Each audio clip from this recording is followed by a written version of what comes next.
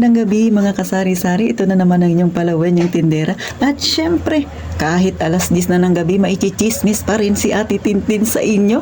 Ukol pa rin ito sa ating maliit na tindahan. Kaya kung ready ka na, huwag mong kalimutan mag-subscribe ka na sa akin. Please lang, walang kabayad-bayad yan, sisi. Pindutin mo na rin ang like button kung may natutunan ka. At syempre, pakishare naman mga kasari. At sa mga datihan kong subscriber, huwag naman kayo mag-unsubscribe. Paano pa tayo mag-chichismisan yan kung iiwanan ninyo si Ate Tintin? At eto na, umpisa na natin ang real talk at masaya nating chismisan.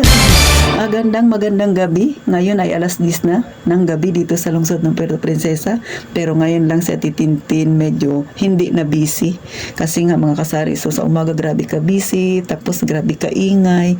And then ngayon mga kasari, masaya si Ate Tintin. Kahit gabi na, ngiting wagi ako kasi naabot ko na yung quota ko, lampas pa. Bukas pa rin ako yung kalahati, ay sarado na yung kalahati, ay open pa mga kasari mo. So, sa lahat ng mga datihang tindera-tindera dyan, hanggang ngayon, may sarili kayo negosyo, tindera pa rin kayo ng inyong sariling negosyo. Kung ikumpara ninyo yung buhay ninyo noon sa ngayon, alin ba ang mas masaya? May nagbago nga ba sa buhay ninyo mga kasari? Baka naman yung tindahan nyo paubos na ang laman. Pero huwag naman sanang mangyari mga kasari kasi palugi yung gano'n. Alam niyo mga kasari, no, ito yung masasabi ko, no, kung ikukumpara ko yun. Ito in my own experience ito at opinion ko na rin. Sa totoo lang, pagka kayo ay may tindahan mga kasari, isa sa magbabago sa inyo yung ugali ninyo. Bakit ko nasabi? Kasi kung dati wala kayong tindahan, syempre normal nyo na yan. Minsan na mabilis kayong magalit. May time talaga na ganun, no. Pero pagka kayo ay may tindahan, no, hindi pwede na lagi mabilis kang magalit. Kailangan maging mahinahon ka. Kasi hindi ka pwede na mabilis magalit sa customer mo. Kahit sabihin pa natin na may mali si customer, minsan pagka ganyan, humihinga tayo ng malalim. Kasi nga ayaw nating makapagsalita ng masakit kay customer. Kasi pag kayo ay nakapagsalita ng hindi kagandahan, abay hindi na yan babalik sa inyong tindahan. Ang masakla pa minsan, nagre-recruit pa yan sila ng ibang customer para hindi bumili sa inyong tindahan. Kaya kayo, pag may tindahan kayo, mahaba talaga dapat ang pasensya. At isa yan sa natutunan ni Ate Tintin. So, pag nagtitindahan tayo, araw-araw meron tayong nakukuhang idea mga kasari. So, dapat mahaba ang pasensya mo, malawak ang pag-iisip mo, maging mahinahon ka. Tandaan na sa larangan tayo ng pagbebenta. Hindi tayo pwede basta-basta magpagalit-galit sa customer. Lalo na kung yung area nyo dyan maraming tindahan, ay naku, kawawa ka.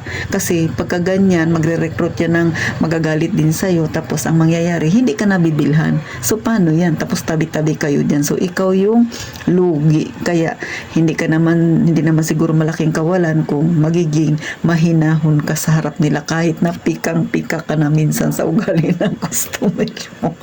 As long as hindi naman siya nananakit, di ba mga kasari? So, yun yung isa sa natutunan ko mga kasari. Pangalawa, natutunan ko rin kung paanong mag-budget ng tama. Marunong naman din ako mag-budget nung ako ay nagtatrabaho. Pero mas iba yung meron kang sariling negosyo. Bakit? Dalawa na yung pera mo. Isang pera mo ng personal at isang pera mo ng para sa negosyo. So, hindi yan pwedeng pagsamahin. So, magbabudget ka ng pera mong pang personal. Yung bibilhin mong para sa'yo ay dapat kailangan mo lang. Tapos pag sa tindahan mo naman, syempre, matututo kang mag-isip ng mga iba pang idea para madagdagan ang iyong kita. Di ba mga kasari? So, doon na ipapasok yung naisip mo, ano ba yung fast moving, ano ba yung slow moving. So, yun yung kabilang side mo naman. Kasi nga mga kasari, isa yan sa dapat na matutunan ng isang tindera. Kaya nga, pag nagkaroon ka ng sarili mong negosyo, kahit maliit pa yan, maraming magbabago sa'yo. Mas nagiging matalino ka sa pagdidesisyon, mga kasari. Hindi naman kailangan graduate ka ng kolehiyo, mga kasari, para maging matalino. Ito, simpleng usapan lang to, no, mga kasari. Nagiging matalino ka sa pagdidesisyon. Kasi kung hindi ka magiging matalino sa pagdidesisyon sa iyong tindahan, gaya ng sabi ko, baka palugi yan ang mangyayari. Kaya sa lahat ng mga matagal na sa pagtitindahan na ngayon, stay strong pa rin ang kanilang tindahan. Congratulations sa inyo, sa ating lahat. Ibig sabihin, matalino tayo sa paghawak ng ating tindahan. Magaling tayo mag-budget. Kasi sa totoo lang, mahirap man talaga mag-budget lalo na kung walang income na pumapasok.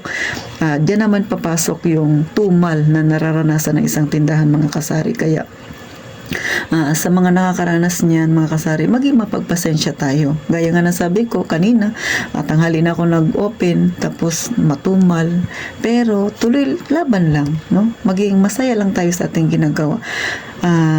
Hindi natin masasabi kung ano yung hinaharap natin. Katulad ako, so ngayong gabi pag total ko, ay lampas na pala ako sa quota, o di ba? So masaya ako. Tingnan nyo, gabing-gabi na masaya pa rin sa titintin, open pa rin yung aking tindahan, mga kasari. So isa yan sa pinagpapasalamat ko. Isa yan sa nararanasan din na lang, hindi lang ako, kundi tayong mga tindera, no? Kaya sa mga gustong mag-umpisa dyan ng tindahan, timbang ngayon ng maigi. Kaya mo ba yan yung ganyan na minsan may katumalan, hindi lang isang araw, minsan straight talaga isang linggo tumal. Kapag hindi mo kaya, tanungin mo yung sarili mo, ito ba talaga yung gusto ko, mga kasari? Hindi lang ito para sa mga baguhan, kundi sa mga datihan din, no? Paalala ito sa atin na maging mas matatag tayo, kasi ito yung na-experience ko, mga kasari.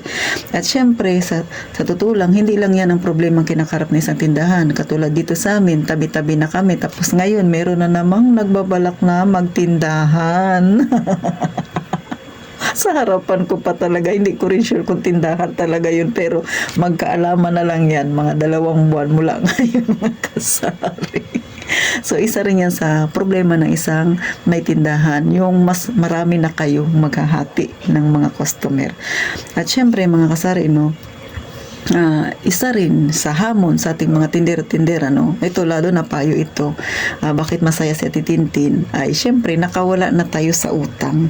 Kaya kung ikaw mag-uumpisa ka ng tindahan, iwasan talaga ang mangutang at iwasan din ang magpautang. Isa rin yan sa mga challenges na kinakarap natin. So ako, nung nakaraan, sinabi ko sa inyo, 2 hulog na lang si Ate Tintin sa Lightbank, pero tinapos ko na siya nung nakaraan, kaya wala na akong utang. Ang focus ko ngayon, makapag-ipon.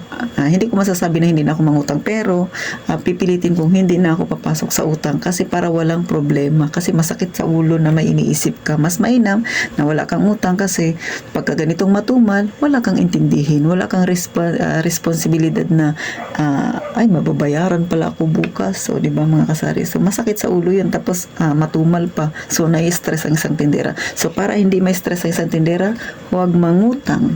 Kung ano lang yung meron dyan, pagkasyahin. Kailangan matuto tayo ng tamang paghawak ng pera ng ating negosyo. So hanggang dito na lang si Ate Tintin. Sana may natutunan kayo, mga kasari, no?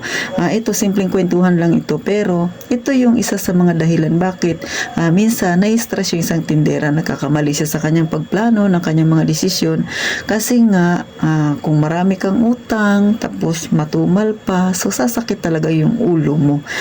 Minsan pati yung customer nadadamay. So pagka nadadamay si customer, imbis na magkaroon ka ng maraming customer, nababawasan. Lalo na kung customer mo na yan ay magre-recruit pa ng ikasasama din ng iba ang loob nila sa'yo. Mga ganun, mga kasari. Kaya sana, mga kasari, ay habaan ng pasensya. Isa yan sa natutunan ni Ate Tintin. Mas magandang relasyon sa customer, mas mainam, mas marami kang magiging loyal na customer, kahit pa tabi-tabi kayo dyan. So paano makita tayo sa sunod na vlog na Ate Tintin? Huwag niyo nang kalimutan mag-subscribe, at huwag naman kayo mag-unsubscribe, mga dating subscriber ni Ate Tintin. At syempre pa, gaya nga ng palagi kong sinasabi, mag-iingat tayong palagi, mga kasari.